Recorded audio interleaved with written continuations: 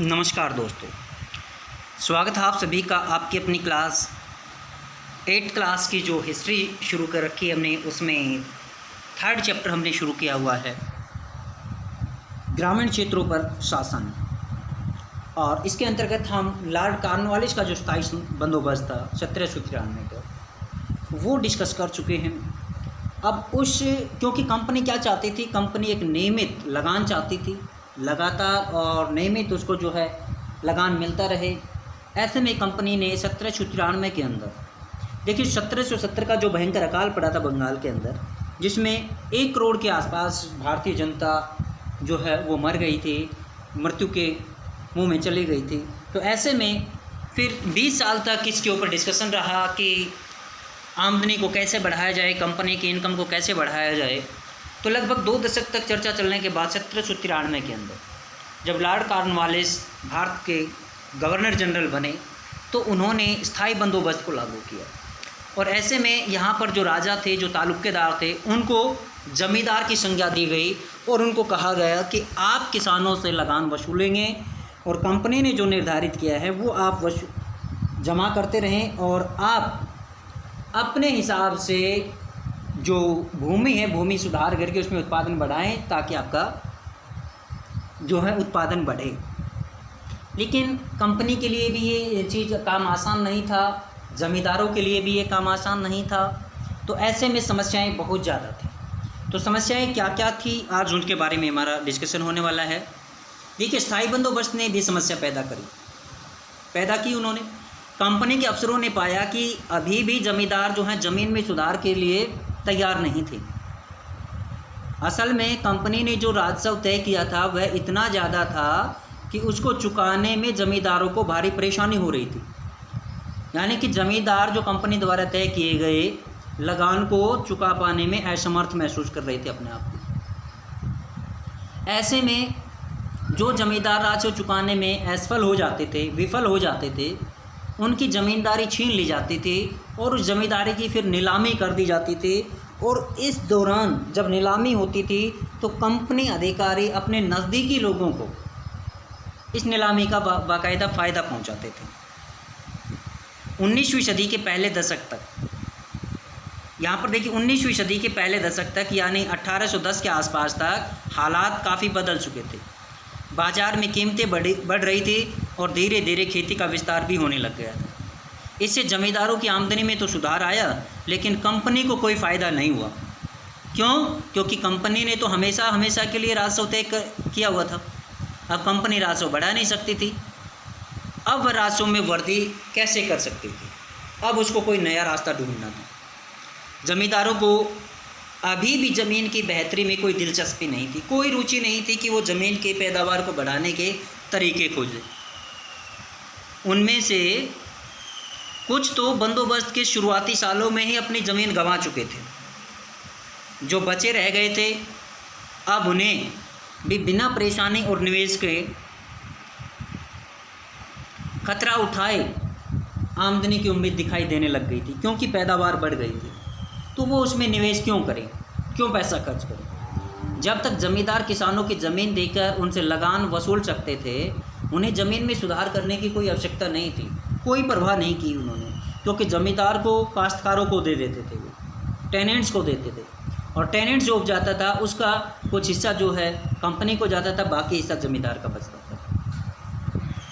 यहीं पर हम एक दूसरा अगर जो नज़रिया देखें, गाँव में किस प्रकार का माहौल था उसको देखें। गाँव में किसानों को यह व्यवस्था बहुत दमनकारी दिखाई दे रही थी। किसान जो लगान चुकाना चाहता था वह बहुत ज़्यादा था, और ज़मीन पर उसका अधिकार भी सुरक्षित नहीं था।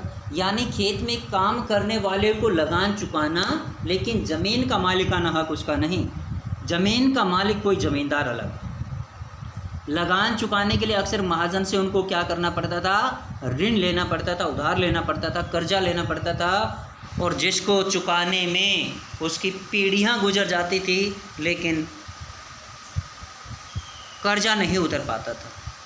ज़मीन से बेदखल कर दिया जाता था, लेकिन कर्ज माफ़ नहीं हो पाता था, कर्जा उसका नहीं उतर पाता था। तो ऐसे में कंपनी और इन सभी लोगों के सामने एक समस्या और आ गई, यहाँ पर एक वर्ड है महल। ये महल क्या है? तो देखिए, ब्रिटिश राजस्व दस्तावेजों में महल एक राजस्व इकाई थी। यदि हम ब्रिटिश डॉक्यूमेंट्स को खंगालें तो वहाँ पर महल आपको एक राजस्व की एक इकाई मिलेगी। महल का मतलब वैसे होता है गांव, एक गांव या गांव का एक समूह होता है। यहाँ से एक जो मालिक, जो मुखिया होता था गांव का, उसको पूरा जिम्मा सौंपा जाता था कि आप इस गांव का जो भी राजस्व है वो कंपनी को चुकाएंगे। बाकी ये किस प्रकार से आगे बढ़ा उसका हम डिस्कशन करते हैं। यहाँ पर देखिए, एक नई व्यवस्था के तहत किस प्रकार से ये आगे बढ़ता है, इसको देखते हैं।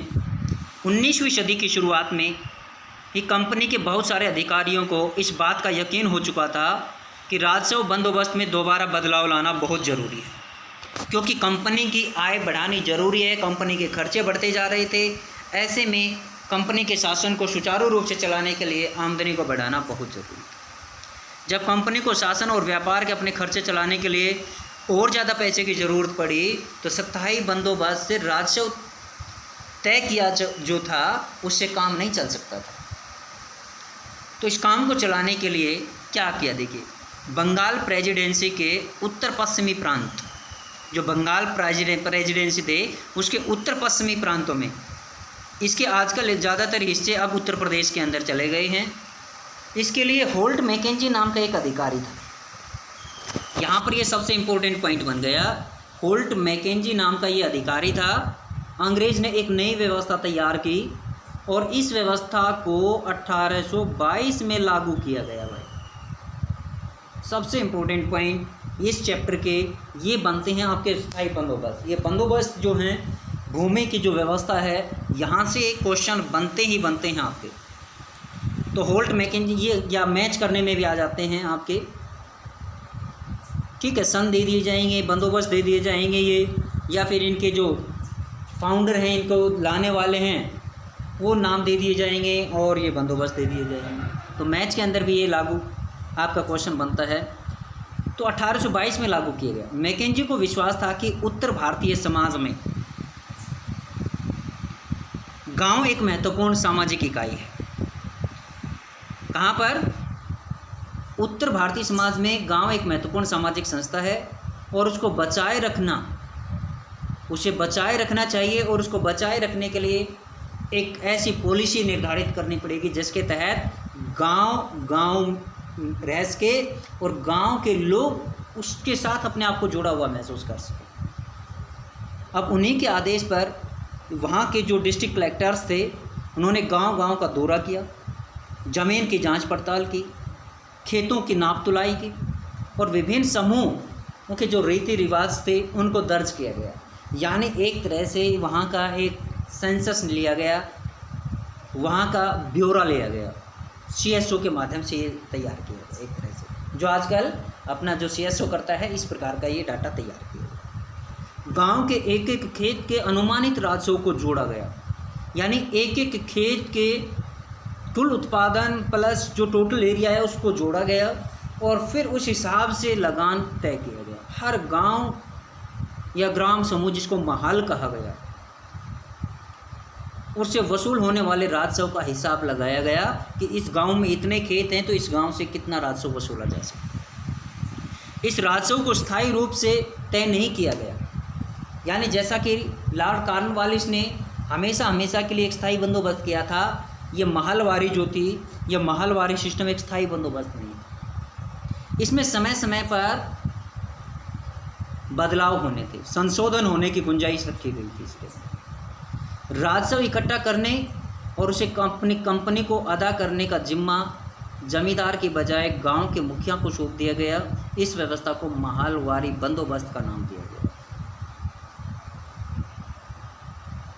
तो ये था आज का अपना महलवारी बंदोबस्त। तो आज के लिए हम इतना ही डिस्कस करते हैं। बाकी फिर कभी मुनरो सिद्धांत है, उसको फिर कभी हम डिस्कस करेंगे, जो रैयतवारी के नाम से जाना जाता है।